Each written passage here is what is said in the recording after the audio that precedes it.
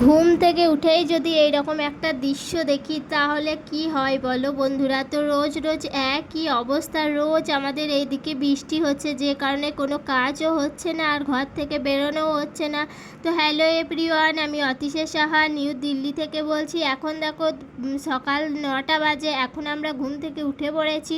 উঠেই কিন্তু দেখি যে পুরো বাইরেটা জলে ভর্তি, কারণ সেই ভোরবেলা থেকেই বৃষ্টি পড়ছে।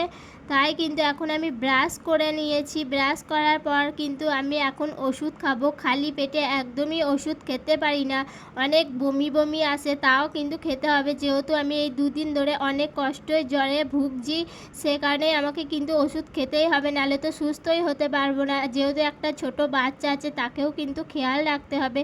তো এখন কিন্তু আমার বর আমাকে চা করে দিয়েছে। তো ও কিন্তু রোজই চাটা করে, তাই কিন্তু আমার ভালো লাগে। তো এখন কিন্তু আমি চাটা খেয়ে এখন ভাতও বসিয়ে দিয়েছি। তো এইদিকে ভাত হচ্ছে আর এদিকে আমি কিন্তু সবজি কেটে নেবো। আজ রান্না করব মাছের ঝোল, আলু আর পেঁপে দিয়ে। তো এক সময় ছিল যেখানে কিন্তু আমার মা আমাকে পেঁপের তরকারি করে দিত, সেখানে কিন্তু আমি একদমই পেঁপের তরকারি খেতাম না, বলতে গেলে পেঁপেই খেতাম না। পাকা পেঁপেও খাই না আমি, কাঁচা পেঁপেও খাই না।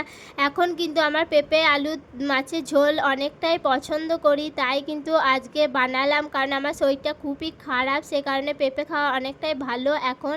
তো তোমরাও কি পেঁপে খেতে ভালোবাসো আর কে বাসো না অবশ্যই কমেন্ট করে যেও। তো এখন দেখো আমার ঝোলটাও কমপ্লিট হয়ে গেছে, যেমন দেখতে হয়েছে সেমনি খেতেও কিন্তু টেস্ট হয়েছে। আর এখন দেখো আমি জানলাটাও মুছবো, কারণ অনেক দিন ধরে মোছা হয়নি, একবারে ধুলো পড়ে গেছিলো, তাই কিন্তু আজকে পরিষ্কার করে নিচ্ছি, হাতে টাইমও আছে, সে কারণে। আমার ভিডিওটা ভালো লাগলে লাইক কমেন্ট করে দিয়ে চলো টাটা।